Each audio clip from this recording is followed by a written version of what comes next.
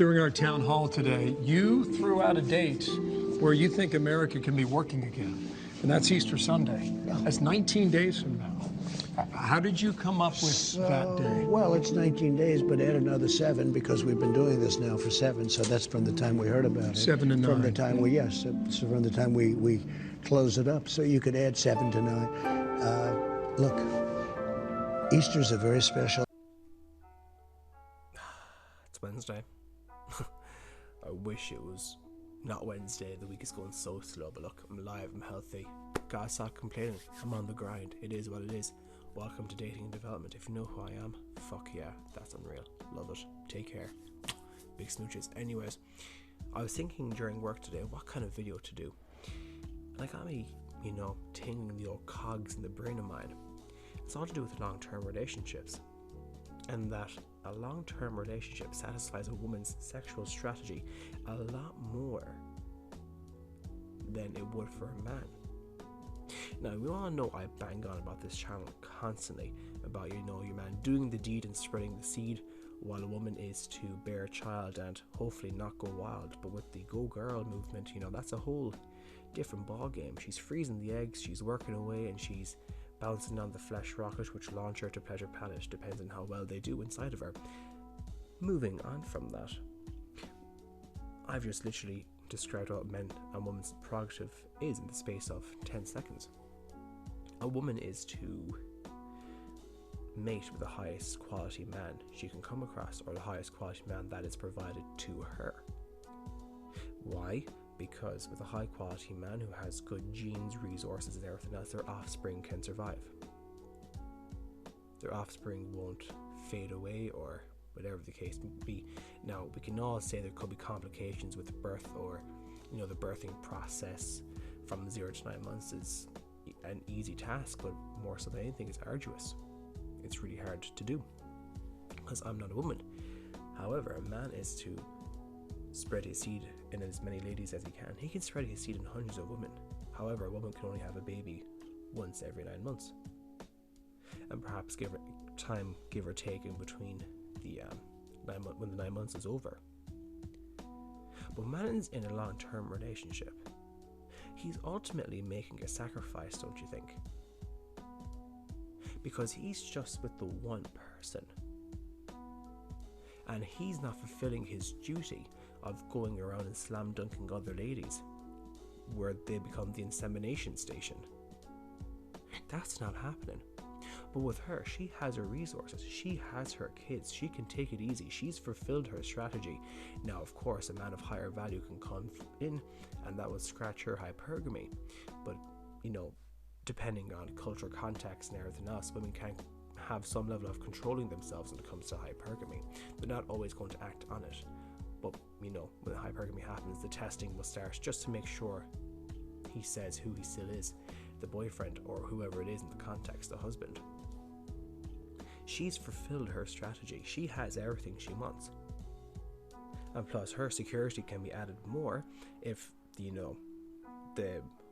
she's married, the husband and wife get the D, and I mean separation, and they go on their merry ways, and she gets the alimony and he gets to pay child support. She gets that extra security. Her hypergamy is sorted. Her sexual strategy is fulfilled. However, with the man, as I said, he can't go around spreading seeds if he's in a relationship, because that kind of moral code inside of us thinking, oh, we can't do this because we don't want to come across as a bad person. Because a man in society is judged on his character, what he can do for other people, what he can provide. But a woman is only judged simply on being a woman. It's easier being a woman than it is being a man. And that's the thing, in his relationship, he's making a sacrifice. Because he can't go out in fear that something might happen. Now, of course, don't get me wrong, he can go out and slay other chicks with his D. He can open the gates to paradise with his key, if you know what I'm getting on, that double entendre. But there's always the fear of being found out, because you have that phrase, what she doesn't know won't hurt her. Then what's the other way he can curb that, drive in him to be inside other women, to, shake the chicken, make it cream the crops, easy as. He can just be at his merry way. No, because he's going to have that urge in him. Because if he's in a relationship and other women start showing interest, which a few might because of pre-selection, if one woman likes him, then other girls might think, oh wow, there's something about him, then I should like him. I gotta find out what it is. Is it his big schlong? Is it because he's muscular? What is it? Is it his character, his personality, his charisma? What gets him going? What gets her going? I gotta find out. Women have that hive mentality. That's why you notice if you're in a relationship, other girls start hitting on you. Because you're showing social proof. Now, that might be every woman throwing themselves at you, but it's some women. And when men get that taste of options, they want more. Why? Because men don't have that taste of options in the first place. The average man doesn't, at least. Not as sausage, not at all. Men have to be in the top 20% just to have that taste, just to have those access to options. Women, simply because she's a lady, because she might have a nice set of ballistics and could be a nice little ass to suit. And if her face is decent enough of 5 upwards in terms of how subjective you are when it comes to looks, then she can get tons of matches. She has that option. She has those options. I was talking to a girl before. I would give her a 9. You can call me a simp all you want, but hey, she was pretty tasty looking. I don't care. If a woman's hot, I'm going to say she's hot. Not directly to her. She got to work for it.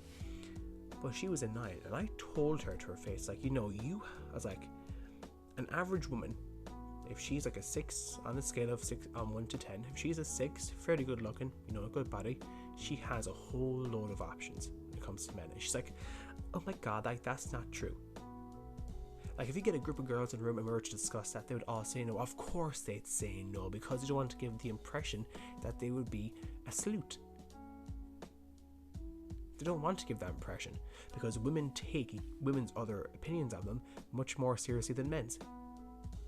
It's the validation to be part of the sisterhood, you see. But anyways, I'm getting off topic.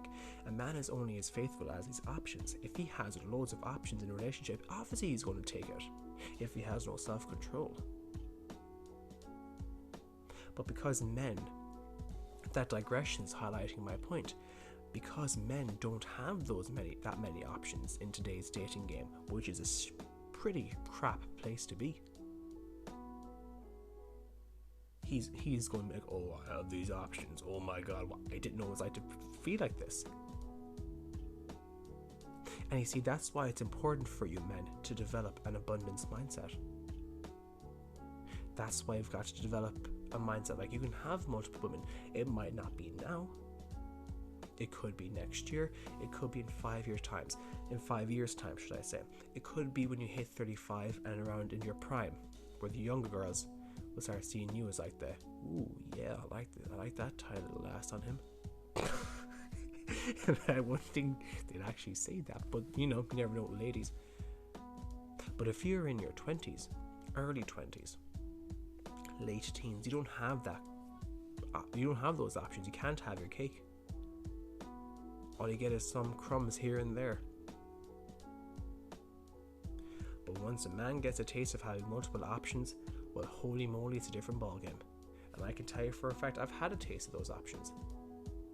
Now, it wasn't an infinite pool of ladies. It was quite a lot of them. But it was quite a nice tasting slice. It wasn't the cake, but it was a slice. It was enjoyable and I loved it. I wanted more. But you gotta control yourself. But yeah, men ultimately have to make a sacrifice when it comes to long-term relationships, because they're not satisfying their needs, because even though they have one option there, they don't have options to satisfy it with. But it's a bit of a grey area whether or not they be faithful in relationships. But if they have those options, then off they go. But men, if that's the case, you start getting more options in your relationship. You either have one, break it off and pursue those options, your choice. Or 2, decline those options, as hard as it may be, because you're sacrificing those options to negate the effect of your sexual strategy. Okay, that made no fucking sense. You can either decline those options and suffer because you're not satisfying your strategy. You have a choice. But then again, with that lady, if you do everything right, it could open out into a beautiful relationship, deep connection, you know, all those good loving terms. Yeah. But men, in the end, women have the advantage in long-term relationships. It suits them a lot more because it satisfies their strategy. Men, not so much. But when options come in, well, maybe things will change. I hope this made some sense to you guys. If you liked the video, make sure you comment, like, subscribe, leave a comment, do whatever you want. Check me out on Spotify or any streaming service. Tune in. We're hitting over 700 people listening in onto this now, which is pretty cool.